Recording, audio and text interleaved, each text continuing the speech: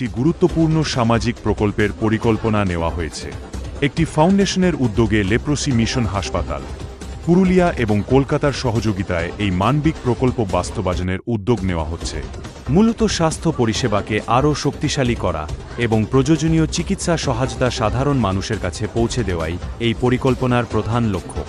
বর্তমানে প্রকল্পটি পরিকল্পনা পর্যায়ে রয়েছে এবং শীঘ্রই বিস্তারিত কর্মসূচি ঘোষণা করা হবে।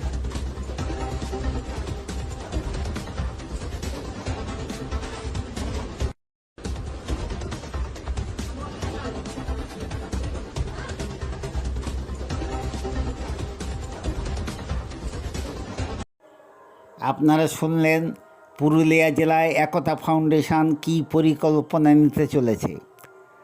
প্রিয় দর্শক, আমি সমতুল নস্কর আর আপনারা দেখছেন নবরূপে সংবাদ। এখনকার বিশেষ খবর, পুরুলিয়া জেলার জয়পুর এলাকার হাটিহুটি হরিবল মন্দির প্রাঙ্গণে বিরাট চক্ষু পরীক্ষা শিবির অনুষ্ঠিত হয়। এই শিবিরে উপস্থিত ছিলেন একতা ফাউন্ডেশনের টিম ও লেপ্রোসি মিশন হাসপাতাল পুরুলিয়ার চক্ষু বিশেষজ্ঞ ডাক্তার হেলেন ম্যাডাম এবং উপস্থিত ছিলেন আমাদের প্রতিনিধি প্রেমানন্দ মেমোরিয়াল লেপ্রোসি হাসপাতালের ফান্ডরাইজার মিস্টার মা কমলয়বাবু। এখানে চক্ষু পরীক্ষা, ছানি অপারেশন সহ সব রকম আধুনিক চিকিৎসা করা হয় এবং ভ্রাম্যমাণ চিকিৎসা গাড়িতে করে পুরুলিয়ার প্রত্যন্ত সব গ্রাম 10 দিন ধরে চিকিৎসা করছেন।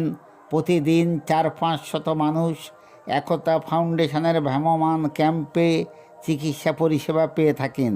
পুরুলিয়ার পর দক্ষিণ 24 পরগনার সুন্দরবনের প্রত্যন্ত গ্রামে এবং বেশ কিছু ব্লকে এপ্রিল মাসে চিকিৎসা পরিষেবা নিয়ে এগিয়ে যাবেন একতা ফাউন্ডেশনের ভ্রাম্যমাণ চিকিৎসা টিম এবং এই চিকিৎসা করবেন বলে একতা ফাউন্ডেশনের ডিরেক্টর মিস্টার উজ্জ্বল প্রামাণিক মহাশয় আমাদের প্রতিনিধিকে জানান।